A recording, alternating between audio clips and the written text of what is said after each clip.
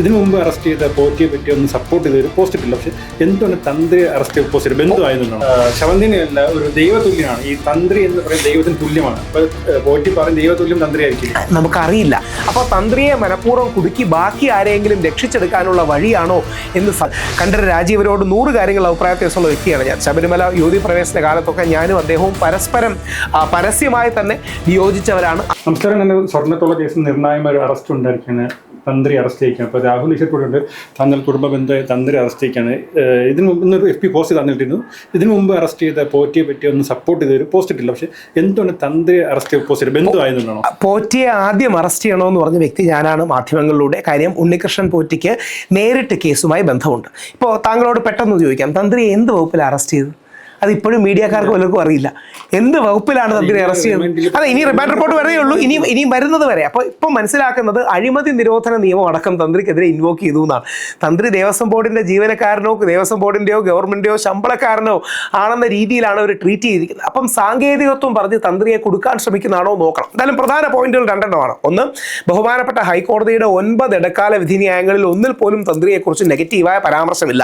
ഇതൊരു വസ്തുതയാണ്, സത്യമാണ്. 2, എല്ലാ അമ്പലങ്ങളുടെയും കാര്യത്തിൽ തന്ത്രിമാർക്ക് ആചാരപരമായ അവകാശങ്ങൾ മാത്രമേ ഉള്ളൂ. അഡ്മിനിസ്ട്രേറ്റീവായ അവകാശം ദേവസ്വം ബോർഡിനാണ്. അഡ്മിനിസ്ട്രേറ്റീവായ ഭരണവീഴ്ചയ്ക്ക് തന്ത്രി എങ്ങനെ അറസ്റ്റ് ചെയ്യാൻ കഴിയുക? അപ്പോൾ തന്ത്രിയെ മനഃപൂർവ്വം കുടുക്കി ബാക്കി ആരെങ്കിലും രക്ഷിച്ചെടുക്കാനുള്ള വഴിയാണോ എന്ന് സംശയിക്കേണ്ടി ഇരിക്കുന്നു ന്യായമായി. കാരണം തന്ത്രിയെ അറസ്റ്റ് ചെയ്യുകയാണെങ്കിൽ ബാക്കിയുള്ളവരിലേക്ക് ശ്രദ്ധ പോകാതിരിക്കുകയും ബാക്കിയുള്ള പ്രധാനികൾ വരാതിരിക്കുകയും ഇത് വലിയ ന്യൂസ് വാല്യൂവിൽ അത് ഇല്ലാതായി പോവുകയും ചെയ്യും എന്ന് സംശയിക്കേണ്ടിയിരിക്കുന്നു എന്ന് ഈ അവസരത്തിൽ സൂചിപ്പിക്കുന്നു. കുറച്ച് ദിവസം മുമ്പ് നമ്മുടെ പോറ്റി പറയുന്നത് തടവമ്പള്ളിയാണോ താങ്കളുടെ മുഖ്യം എന്ന് വെച്ചപ്പോൾ അല്ല, ശവന്തിനല്ല, ഒരു ദൈവതുല്യനാണ് ഈ തന്ത്രി എന്ന് പറയുന്നത്. ദൈവത്തിന് തുല്യമാണ്. അപ്പൊ പോറ്റി പറയും ദൈവതുല്യം തന്ത്രി ആയിരിക്കില്ല, നമുക്കറിയില്ല. അവിടെയാണ് പറ്റിയുള്ള പത്മകുമാർ സാറാണെന്ന് പറയുന്നത്.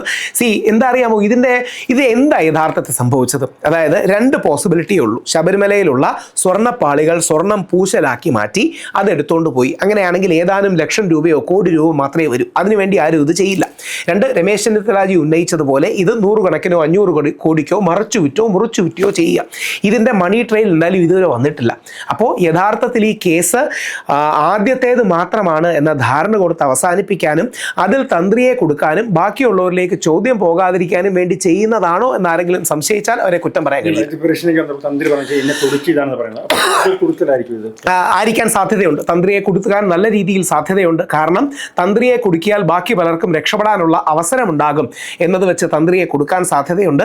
കണ്ഠരര് രാജീവരോട് 100 കാര്യങ്ങൾ അഭിപ്രായ വ്യത്യാസമുള്ള വ്യക്തിയാണ് ഞാൻ. ശബരിമല യുവതി പ്രവേശന കാലത്തൊക്കെ ഞാനും അദ്ദേഹവും പരസ്പരം പരസ്യമായി തന്നെ വിയോജിച്ചവരാണ്. അതിശക്തമായി അങ്ങോട്ടും ഇങ്ങോട്ടും അഭിപ്രായ വ്യത്യാസമുള്ളവരാണ്. ഞാനും അദ്ദേഹവും തുറന്നു തന്നെ പറഞ്ഞിട്ടുണ്ട്. പക്ഷേ ഏതെങ്കിലും ഒരു നിരപരാധിയെ കള്ളക്കേസിൽ കൊടുക്കുന്നത് ശരിയല്ല. അതുകൊണ്ട് നമ്മളിത് കാത്തിരുന്ന് കാണണം. കോടതിയുടെ സമീപനം വരണം. ആരെയും കൊടുക്കുന്നത്, ഇദ്ദേഹത്തെ മാത്രമല്ല, നമ്മുടെ ശങ്കർദാസ് അടക്കമുള്ള 83-84 വയസ്സായ വ്യക്തിയെ, സ്ട്രോക്ക് വന്ന വ്യക്തിയെ ഇനി അറസ്റ്റ് ചെയ്ത് ബുദ്ധിമുട്ടിക്കരുതെന്ന് പറഞ്ഞത് ശങ്കർദാസിയെ വ്യക്തിപരമായി അറിയുന്നതുകൊണ്ടല്ല.